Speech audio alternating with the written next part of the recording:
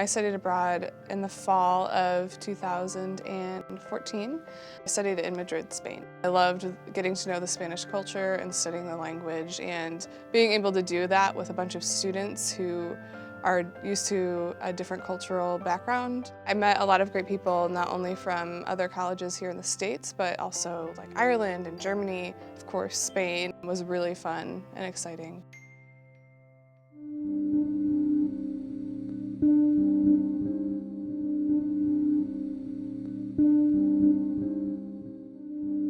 Jennifer Waters was crossing the street on her way to church, and as she started to cross the street, a car grazed her and she had fallen back and hit her head. Initially, when you hear that, your heart just drops. I must have cried out loud enough that our neighbors heard us. It was kind of bring you to your knees news, not knowing what to expect. She's been hit by a car. They didn't really have a lot of details at that time, but they knew it wasn't good. The initial prognosis of Jen's injuries were quite serious, so we wanted the parents immediately to be flown over. At that point, I wasn't sure if she was going to be dead by the time we got there, and they just weren't, or she already was maybe, and we weren't going to know until they just wanted us to be there. I landed in Madrid. I went directly to the hospital.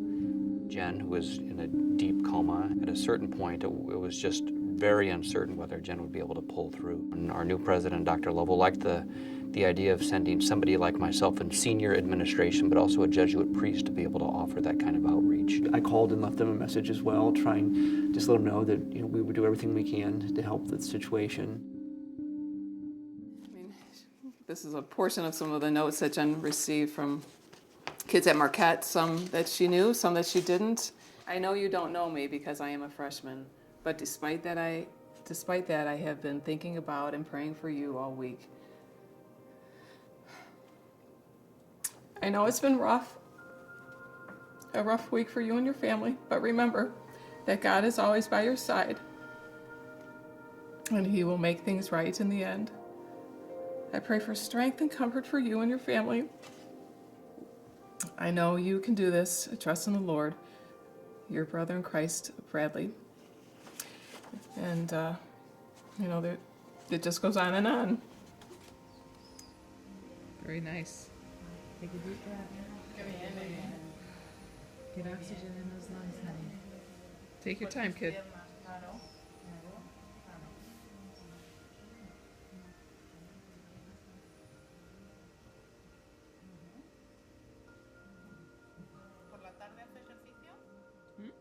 The way that the community, not just the administration, but the community of students and staff and teachers, just that full community of Marquette, and they were right there.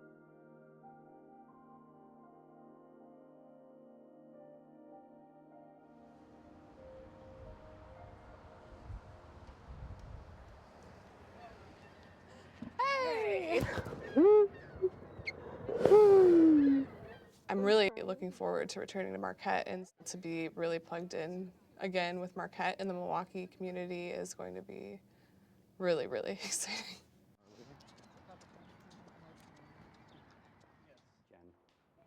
How are you?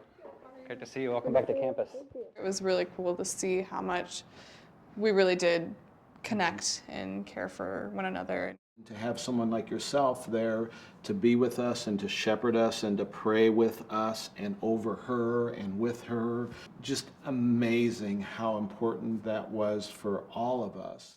And then you said almost, I think the very first night, you said, so Marquette says be the difference, and you said this is the difference. And so, I mean, Marquette wants that of people who graduate from the university, but the university itself tries to be that kind of difference. Yeah. To see her talk, laugh, joke, her sense of humor, to be able to speak in Spanish is a miracle. Seeing this really reminded me of why I chose to come here. To come here to learn how to serve other people, learn how to serve God, learn how to really band together. Marquette community stepped up and supported them and made their life bearable in a time in which they were having just trouble living from day to day. If you get tired, just let them know. Ya tengo yo la I knew all this time that I wanted to help people help themselves, but now I think I have a better understanding for what that will look like. There are a lot of students here at Marquette who are really focused on helping people, and I'm really looking forward to get into a place where I can practice that every day.